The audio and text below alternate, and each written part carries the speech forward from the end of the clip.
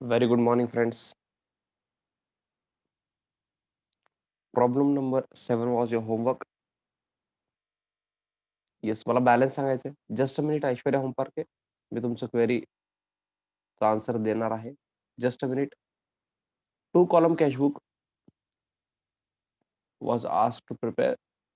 Please tell me cash balance, closing cash balance.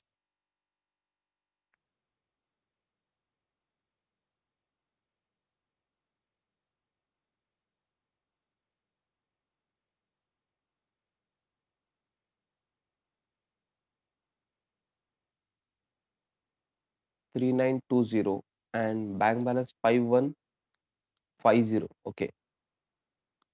बाकी कोणच answer दिले नाही तो प्रताप सोडून.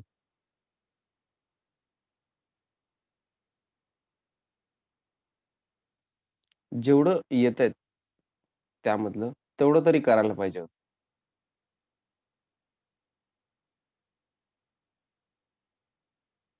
काही येत नसेल तर मी समजू शकतो.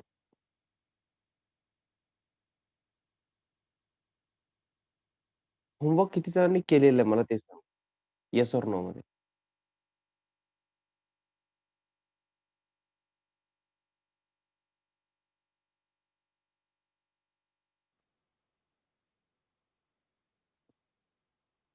ओके. फार जण केलेले नाहीयेत. बरं. आता मी हे कंप्लीट सोल्युशन तर घेऊ शकत नाही. कारण होमवर्कला दिले होतं. हे ज्यांनी होमवर्क केले त्यांनी क्वेरी विचारायचं मला. ह्याच्यामध्ये काय प्रॉब्लेम? हे बँक ओव्हरड्राफ्ट एक असेल हे मी सांगतो. ओके. अजून काय प्रॉब्लेम आहे?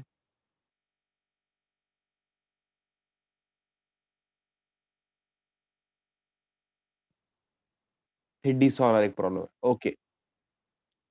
हे एक सांगतो. अजून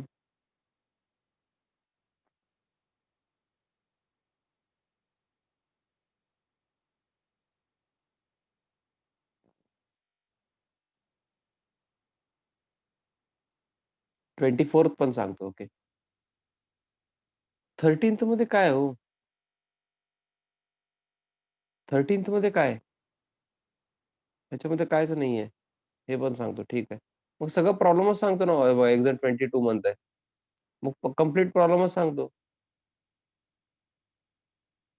हे बघा हे पण विचारतायत 30 पण. मग कंप्लीट प्रॉब्लेमच घेऊ ना आपण. सगळंच विचारण्यापेक्षा तुम्ही सगळेजण एक विचारण्यापेक्षा मी प्रॉब्लेमच घेतो पूर्ण. ओके.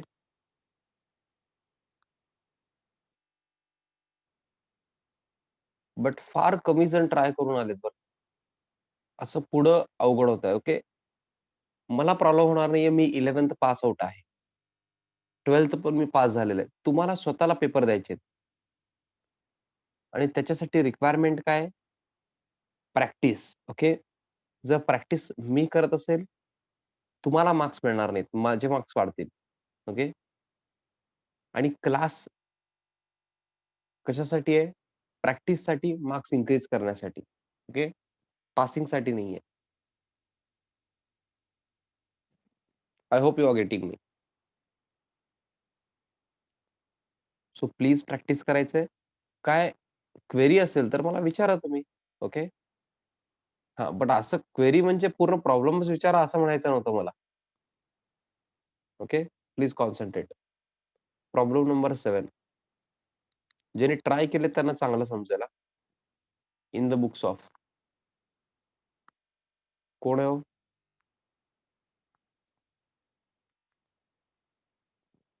गुरुदक्षिणा ब्रदर्स.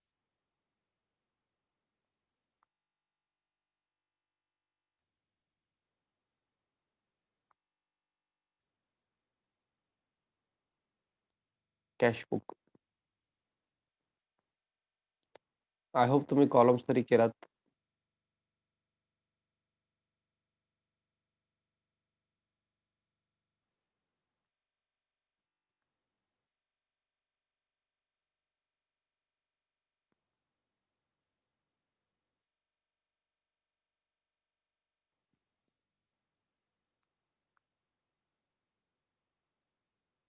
मी लिहिण्यासाठी वगैरे वेळ देणार नाहीये.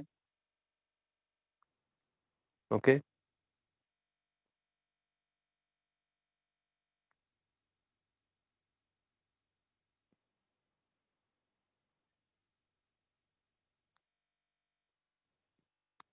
कॉन्सन्ट्रेट करायचं ज्यांचं जे क्वेरी होतं, त्या ट्रान्झॅक्शनला जास्त कॉन्सन्ट्रेट करायचंय. 1 मार्च 2020. 2020 मार्च मी लिहून ठेवतो इथंच. फर्स्टला to balance brought down. Cash balance 13,000. Bank overdraft. Please concentrate. Bank overdraft means temporary loan taken from bank. Okay, हे बँक ओव्हरड्राफ्ट आहे. नॉर्मल जे बॅलन्स असतं बँक बॅलन्स ते नाहीये. Bank overdraft means temporary loan taken from bank. आता temporary loan घेतलं म्हणजे payable आहे. Okay, this amount is payable. पेएबलला कुठलं बॅलन्स असतं? Credit balance. ओके, पेएबलला कुठलं बॅलन्स? क्रेडिट बॅलन्स असतंय. सो बँक ओव्हरड्राफ्ट आपण कुठे घेतो? क्रेडिट साइडला घ्यायचंय तुम्हाला.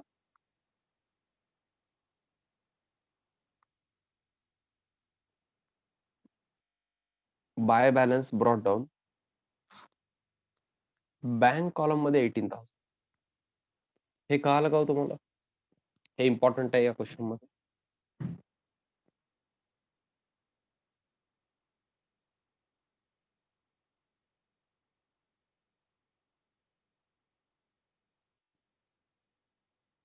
Bank overdraft means temporary loan taken from bank.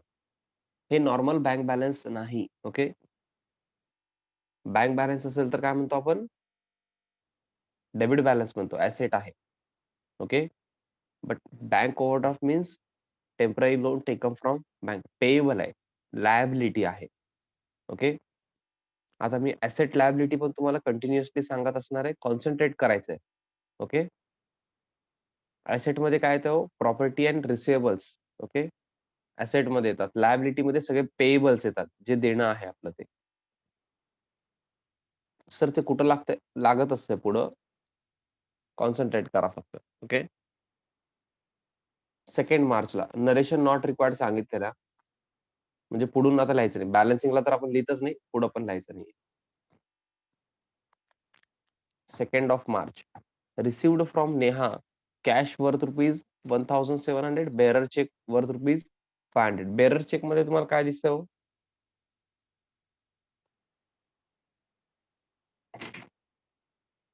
Bearer check मध्ये तुम्हाला काय दिसतंय?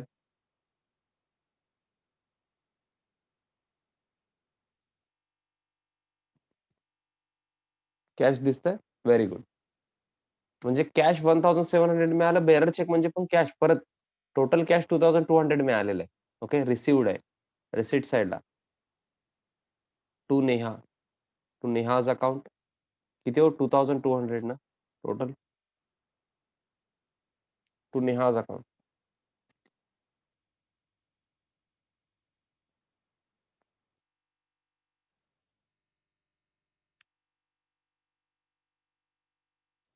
येस, ज्यांनी होमवर्क केलेलं नाही तरी माझ्यासोबतच लिहायचंय. मी थांबणार नाहीये नंतर. Okay, paid to Dhanraj rupees 6,000 by cheque. Payment आहे बाय चेक आहे. चेक मध्ये तुम्हाला काय दिसतंय मला सांगा?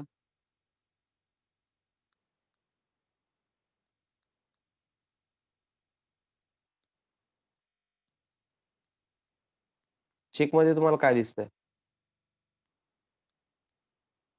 कोण सांगतच नाहीये. फक्त चेक असेल तर बँक दिसायला पाहिजे. बँक कॉलम मध्ये येत आहे 6,000 बाय धनराज अकाउंट 6,000.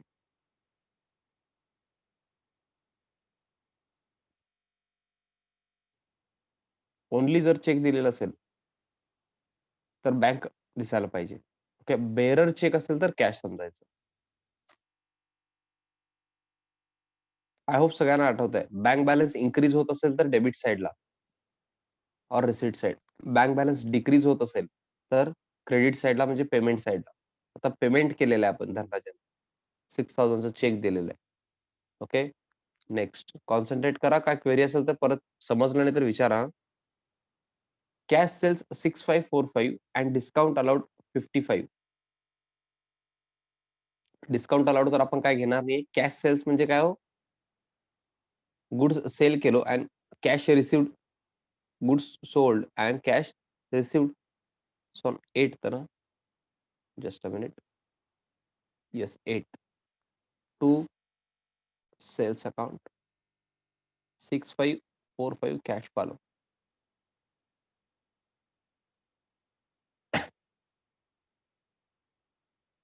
डिस्काउंट का घेत नाही? कुठं घ्यायचं सांगा ना ऐश्वर्या? तुम्ही सांगाल तिथं घेतो मी.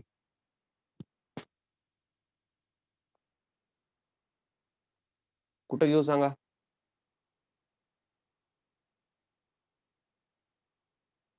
मला म्हणायचं होतं आपण घेत नाही म्हणजे कॅशबुक मध्ये घेत नाही. एंट्री जर करायचं तर मी घेणारच ना हो. एंट्री करायचं असलं तर मी काय करणार? Cash discount allowed to sales. मग कॅशच्या डेबिटला जे आहे तेवढं मी इथं घेतलं कॅशबुक मध्ये. डिस्काउंट अलाउड मी इथं कसं घेणार? इथं घेऊ शकत नाही कॅशबुक मध्ये. Okay. I hope you are getting me. Discount entry मध्ये येणार आहे, बट कॅशबुक चालू आहे त्यामुळं आपण घेतलेलं नाही. एंट्री मध्ये येईल बरं का. मला असं म्हणायचं नव्हतं की कुठंच येणार नाही असं नव्हतं. Yes, next. Cheque received on 2nd March. 2nd March cheque कुठलं? ते बेरर चेक आहे बघा. बेरर चेक म्हणजे कॅश. कॅशच डिपॉझिट केलं चला. कॅश डिपॉझिटेड 10th ला. आठवतंय का हो? कॅश डिपॉझिटेडचं कसं करायचं? बिझनेस मधून कॅश गेलेला आहे. कॅश गेलेला आहे बरं का. कॅश डिपॉझिटेड म्हणजे बिझनेस मधून कॅश गेलेला आहे. Cash goes out. आधी काय करायचं? कॅश कॉलम मध्ये ते अमाउंट किती होतं? बेअरर चेकचं 500. Okay. Just a minute. 500 cash गेल्यासारखं दाखवायचं. Bearer cheque means cash. Okay. हो, 1700 घेऊ नका हो. 1700 घेऊ नका. चुकताय बघा. 1700 तर कॅश आहे. बेअरर चेक म्हणायचं होतं मला. बेअरर चेक डिपॉझिट केलं ना. ओके. बेअरर चेक डिपॉझिट केलेलं आहे. 500 अमाउंट घ्यावं लागतं. टोटल घेऊ नका तुम्ही किंवा फक्त कॅश ते घेऊ नका. हां. आता बँक बॅलन्स इन्क्रीज झालाय. बँक बॅलन्स इन्क्रीज झाला तर कुठे घेतो आपण? डेबिट साइड और रिसीट साइड. ओके. आधी हे अमाउंट लिहायचं. मग आपण डेट वगैरे पण लिहू शकतो. ओके. आय थिंक 10th आहे. हां. बँक कॉलमच्या डेबिटला तुम्ही टू बँक लिहू शकत नाही. इथं टू कॅश येणार. कॉलम बघायचं इथं बँक कॉलममध्ये. मग काय लिहायचं? To cash. आणि एल-एफ कॉलममध्ये सी लिहायचंय. कॉन्ट्रा एंट्री आहे. एकाच अकाउंटमध्ये आपण डेबिट आणि क्रेडिटला लिहितोय. आता बघा कॅश कॉलममध्ये आहे अमाउंट. आता काय लिहिणार इथं तुम्ही? By bank. आणि एल-एफ मध्ये सी कॉन्ट्रा एंट्री. आपण एंट्री काय करत असतो? Bank account debit to cash account. Check करा तेच लिहिलेलं आहे आपण. बँक अकाउंटच्या डेबिटला टू कॅश आणि कॅशच्या क्रेडिटला बाय बँक. एकाच अकाउंटमध्ये डेबिट क्रेडिटला आले म्हणून एल-एफ मध्ये सी पण लिहिलेलं आहे. अमाउंट पण 500 आय होप कळालेलं आहे. येस. हे कळालंय का नाही सांगा हो? हे इम्पोर्टंट होतं.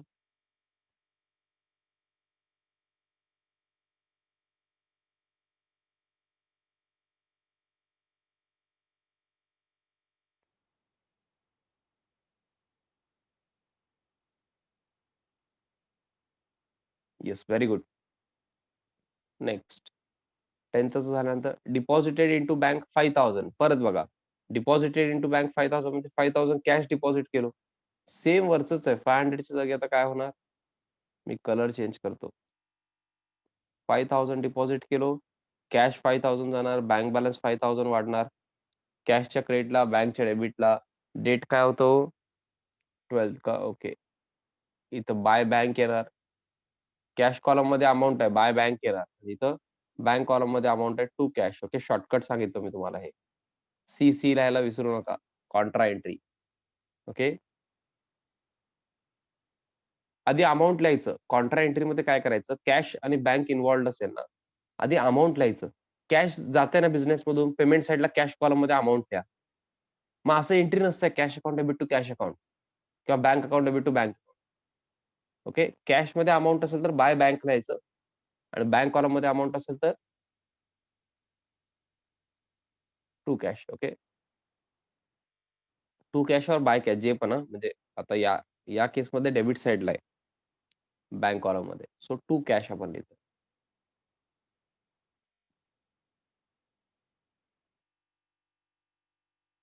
ओके. सेम ट्रान्झॅक्शन होतं. Next. Goods purchased from Prachi on credit. तुम्ही सांगा. Goods purchased from Prachi on credit. कुठे येणार? रिसिट साइड और पेमेंट साइड? हे प्राची म्हणायचं होतं त्यांना. पर्ची झाले ते. ह्याला प्राची करावं. प्राची. ओके. पेमेंट साइडला. ओके कुणाल. ऐश्वर्या तुम्ही काय म्हणलात कळालं नाही मला. Sonparkhe. Goods purchased from Prachi on credit 5,000. Receipt साइडला येणार का पेमेंट साइडला? ओके. ऐश्वर्या. क्रेडिट साइड म्हणताय. बाकीचे आन्सर द्यायचं नाहीये? हाय, हॅलो. उठलेत का हो सगळे? हो. झोपून लेक्चर बघणार आहे. उठायचंय स्ट्रेट. स्ट्रेट बसायचंय. Straight erect. ओके. आणि आन्सर द्यायचंय. सगळेजण क्रेडिट साइड म्हणतायत. मला एंट्री कळेल का हो? एंट्री सांगा एकदा. Goods purchased from Prachi on credit 5,000.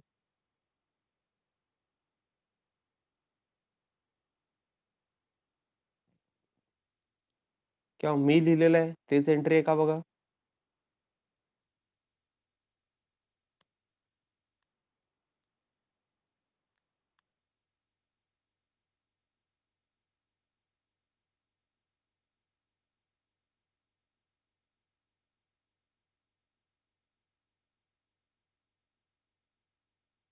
Purchases to Prachi हे एंट्री करेक्ट आहे का मला सांगा. ओके ऐश्वर्या. बाकीचे प्रताप.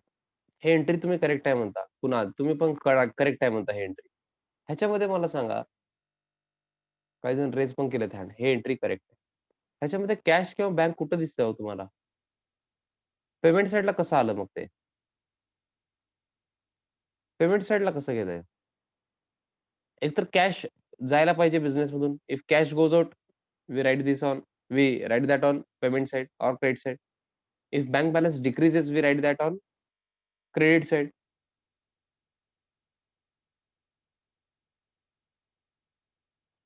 ओह! असं एक जण पाठवलंय. सर आम्हाला वेड्यात काढले, की हे येतच नाही हां कुठं. अहो, आता येत नाही म्हणजे एंट्री येणार म्हणजे एंट्री होणार आहे. बट कॅश बुकमध्ये येत नाही असं म्हणायचं मला. जसं पर्चेस बुकमध्ये वगैरे देत होते ना हो. कंडिशन सॅटिस्फाय झालं तरच आपण घेत होतो. आठवतंय का? Purchase of goods on credit असेल तरच आपण पर्चेस बुकमध्ये घेत होतो. अदरवाईज मी तुम्हाला म्हणत होतो, purchase of goods for cash पण आलं होतं तिथं.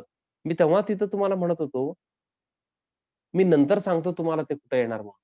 Purchase of goods for cash असेल तर इथं घेतो आपण कॅश बुकमध्ये. कळालं का? सर ऑन क्रेडिट कुठे घ्यायचं आता? हे कुठे घ्यायचं सांगा तुम्ही? Goods purchased from Prachi on credit. Purchases आहे, पर्चेस ऑफ गुड्स आहे, purchase of goods on credit आहे. धिस विल गो टू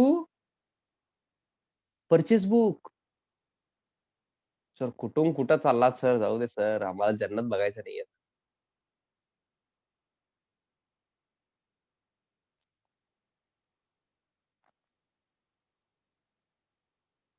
अहो आठवण आहे का? काही जण तर झोपलेत हां. अजिबात आन्सर देत नाहीयेत.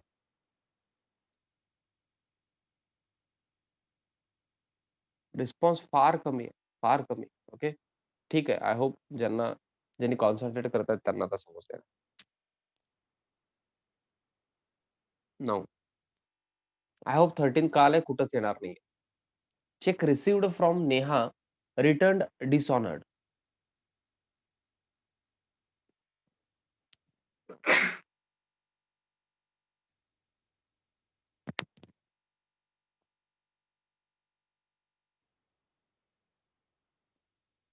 डिसऑनर म्हणजे काय? हे एक जण विचारत होते. मी सांगणार आहे. कोणाला माहित आहे का व्हॉट इस डिसऑनर? ज्यांनी बँकिंग स्टुडंट आहेत त्यांना माहीत असणार ऑब्व्हियसली.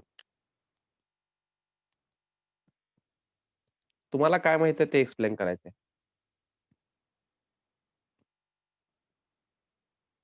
चेक डिसऑनर होणं मीन्स व्हॉट?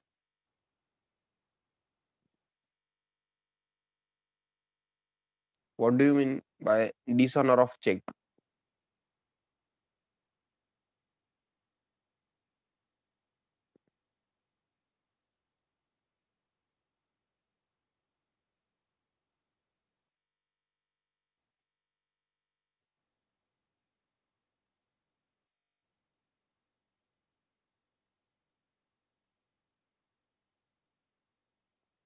No one? एकाला पण माहीत नाहीये. ट्राय करा. चुकलं तरी चालतंय. मला काय प्रॉब्लेम. कोण आन्सर दिले ते नाव पण सांगत नाही मी. तुम्ही ट्राय तरी करा. Okay. Please try.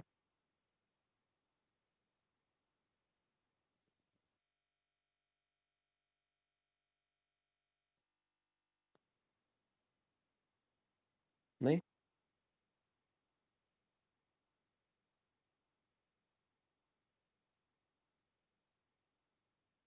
Not accepted by bank. Okay.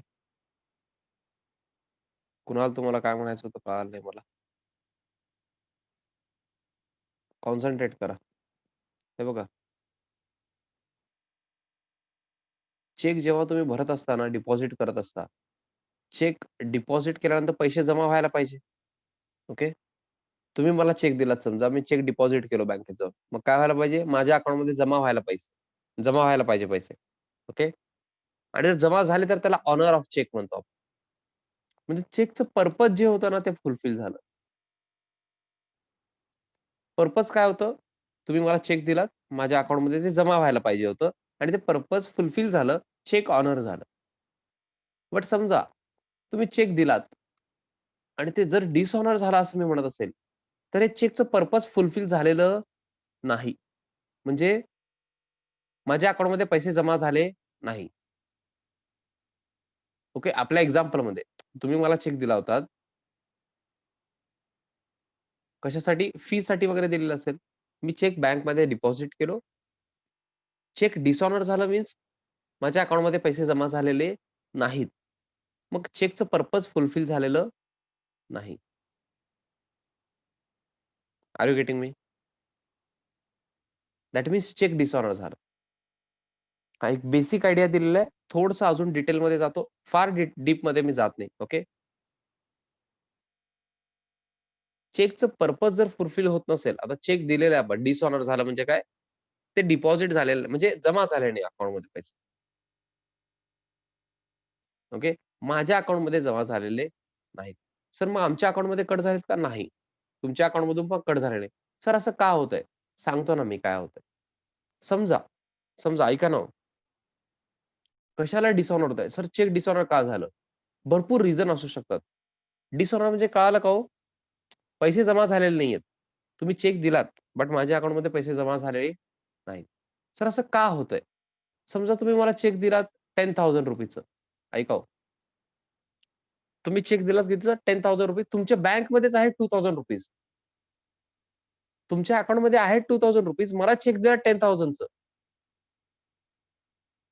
मग मला सांगा, अहो ऐका ना, मला सांगा, तुमच्याकडे पैसेच नाहीयेत. ₹2,000 आहेत तुमच्या अकाउंटमध्ये आणि तुम्ही चेक दिला 10,000चं. बँक काय स्वतःच्या खिशातून देणार का पैसे? बाकीचे 8,000 मग बँक काय म्हणते? चेक डिसऑनर करतात. म्हणजे तुमच्या अकाउंटमध्ये पैसे नाहीयेत त्यामुळं. Insufficient funds. Dishonour due to insufficient funds. तुम्ही हे वर्ड ऐकलेलं असेल कुठेतरी इन्सफिशियंट फंड्स म्हणून. म्हणजे काय पैसे नाहीयेत. ज्यांनी चेक दिलाय त्यांच्या अकाउंटमध्ये पैसे नाहीयेत. हे एक रिझन झालं. असं भरपूर रिझन असू शकतात. जसं डेट रॉंग झालाय. आता काय करायचं होतं, तुम्हाला चेक द्यायचं होतं आजचं. 10th ऑफ डिसेंबर 2021 लिहिलात तुम्ही गडबडीत. मला सांगा 10th ऑफ डिसेंबर 2021 तर फार पुढचं आहे आता.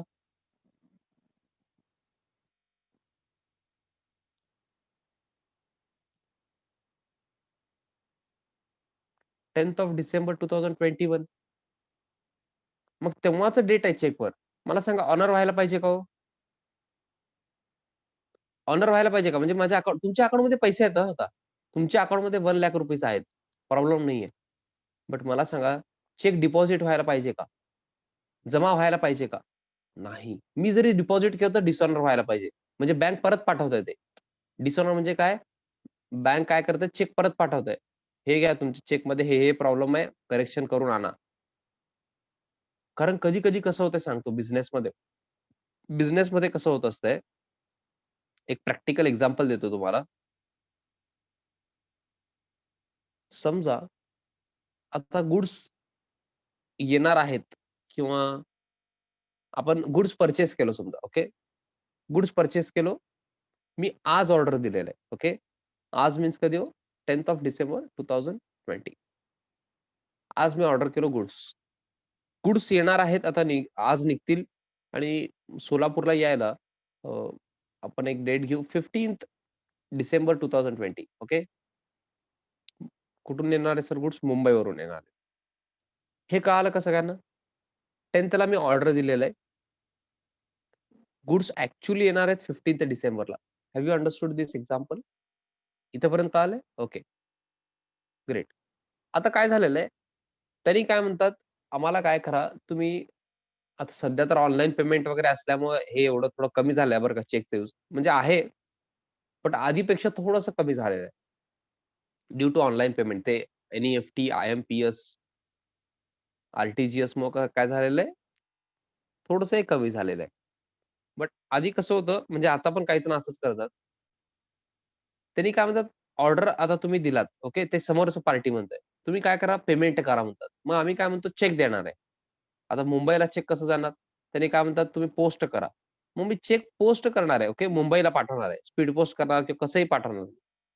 मी काय करतो, चेक देताना आता माल मला कधी मिळणार आहे, गुड्स कधी मिळणार आहेत? On 15th of December. मी चेक देतोय, मी पाठवतोय 10th डिसेंबरला. मी चेकवर डेट लिहितो 15th डिसेंबर 2020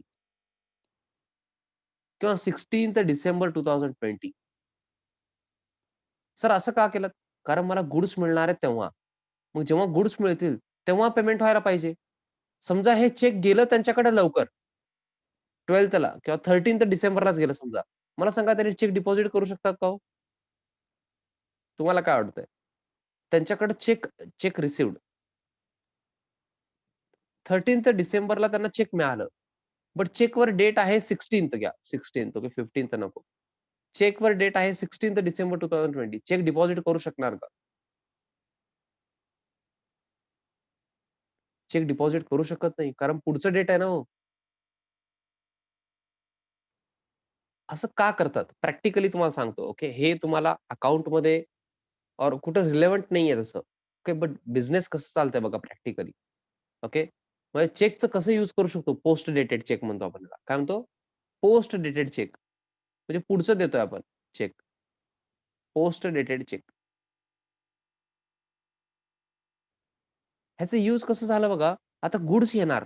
कधी 15th ओके. 15th डिसेंबरला आपल्याला गुड्स आले. Goods received. मग आपण गुड्स बघणार. आपण जे ऑर्डर केले तेच आहेत का? करेक्ट आहेत का? समजा सगळे करेक्ट आहेत. मग आपण काय करणार? काय पण करणार नाही. मग त्याने 16th डिसेंबरला जाऊन चेक डिपॉझिट करणार. त्याला पैसे मिळून जाणार. समजा, समजा गुड्स प्रॉपरली आलेले नाहीयेत. गुड्स प्रॉपरली आलेले नाहीत. मी जे ऑर्डर केलं ते गुड्सच नाहीयेत. मग ऐका, माझ्याकडे ऑप्शन आहे आता. मी या चेकचं पेमेंट, ह्या चेकचं वगैरे नंबर असते हां, चेक नंबर वगैरे. तुम्हाला मी आता एक जस्ट दाखवतो अदरवाईज चेक. चेकचा नंबर असतंय. मी बँकेत जाऊन काय करतो, चेकचं पेमेंट करू नका. म्हणजे चेक स्टॉप पेमेंट म्हणून एक असतंय. स्टॉप पेमेंटचं मी इन्स्ट्रक्शन देतो. हे चेक तुम्ही काय करा, ऑनर करू नका, असं मी इन्स्ट्रक्शन देतो. आता चेक त्यांच्याकडे असतंय मुंबईमध्ये.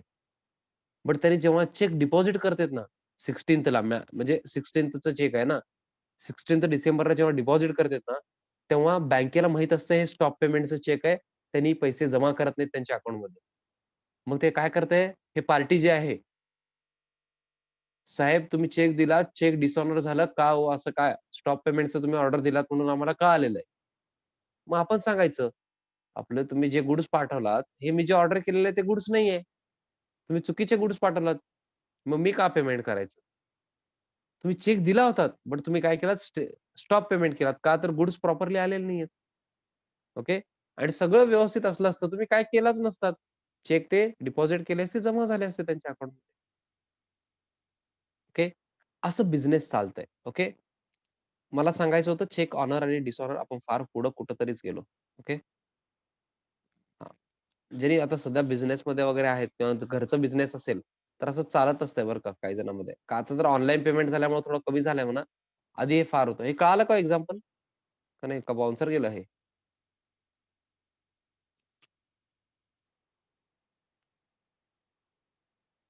कळालं का बाउन्सर गेलं? तुम्हाला चेकचा नंबर वगैरे एकदा जस्ट मी दाखवतो. ओके. Just a minute. चेकचा नंबर काय असतो एकदा तुम्हाला सांगतो so that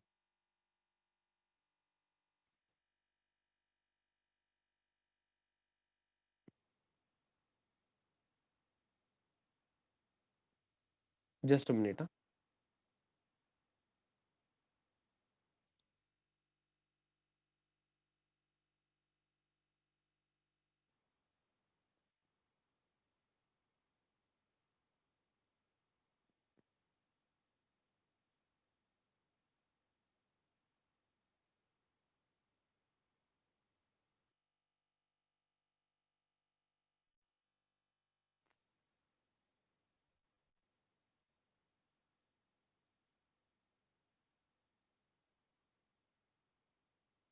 just a minute Indian रुपीचा स्टेट बँक ऑफ इंडिया. इथं दिसतंय का बघा हे मोठं कसं होतं हो? कुठे घेऊन चाललंय मला हे? नाही, नाही. इथं हे चेक करा हो. इथं बघा कॉन्सन्ट्रेट करा. तुम्ही झूम पण करू शकता. नाही कुणाला तसं काही कंपल्सरी नाहीये. वेगवेगळ्या प्रकारचे एका पर्सनचे अकाउंट असू शकतात. ओके. त्या डिटेलमध्ये मी जाऊ शकत नाही पण आता. इथं 021984 दिसतंय का हो तुम्हाला? 021984 can you see it? Right साइडला बघा इथं. चेक दिसतंय तुम्हाला स्टेट बँक ऑफ इंडियाचं. हे 021984 धिस इज चेक नंबर. हे चेकचा नंबर असतंय. ओके. सर हे बाकी काय असतंय? हे मी ह्याच्या डिटेलमध्ये जात नाही. ते बँकिंगचे स्टुडंट आहेत. त्यांना कळून जाईल. म्हणजे त्यांना सांगितले असतील किंवा नंतर कळेल तुम्हाला पण. आणि बाकीच्यांना बाकी लागत नाही बरं का. तुम्हाला लाईफमध्ये कधीच लागणार नाही बाकीचं. फक्त हे लागेल बरं का. चेक नंबर तुम्हाला विचारतात कधी. काही वेळेस तुम्हाला बिझनेसमध्ये वगैरे चेक नंबर लागतंय आणि माहीत असायला पाहिजे चेक नंबर. ओके. हे चेक नंबर असतंय. कळालं का हो? ह्याला झूम वगैरे करता कसं येतं हो? म्हणजे मला मोठं करायचंय हे. आणि इथं कुठं तर दुसरीकडे घेऊन चाललाय पण. हां, इथं आणला का ते? हे ज्यांना चेक माहीत नाहीये बघा हो. जस्ट अ मिनिट ज्यांना चेक माहीतच नाहीये, त्यांनी ऑब्झर्व्ह करायचंय. असं असतं बघा पे ह्याच्यासमोर नाव लिहायचं. ओके. आता समजा तुम्हाला मला चेक द्यायचा आहे. अनुप बसू द्या असं लिहिलं. Or order. Okay. Or order म्हणजे ऑर्डर चेक आहे आता हे. सर बेअरर चेक आता जवळपास बंदच झालेत हां. फार कमी बिझनेसमध्ये यूज होतात, कमी होतात ते पण. ओके. रुपीज आता समजा 10,000 द्यायचं रुपीज 10,000 ओन्ली इथं लिहायचं. ओके. रुपीज इथं पण इथे इन वर्ड्स आहे. ओके. इन वर्ड्स लिहायचं आधी, देन इथं अमाउंट लिहायचं डायरेक्ट 10,000 इथं अकाउंट नंबर असतंय तुमचं. व्हॅलिड अप टू 10 लॅक्स वगैरे 10 लॅख पर्यंतचं तुम्ही चेक देऊ शकता. इथं साइन करायचं. डेट वगैरे व्यवस्थित लिहायचं. इथं अकाउंट पेयी असं क्रॉस करायचं. अकाउंट पेयी म्हणून. म्हणजे म्हणजे डायरेक्टली अकाउंटमध्ये जाणार. ओके. आणि मला चेक दिल्यानंतर तुमच्या बुक्समध्ये किंवा लिहून ठेवायचं, हे चेक नंबर सरांना दिलो म्हणून, या अमाउंटचं. ओके. असं असतंय. आणि तुमचं अकाउंट वगैरे कुठं आहे ना, हे स्टेट बँकचं इथे इन्फॉर्मेशन असतं. Bank branch okay. इथं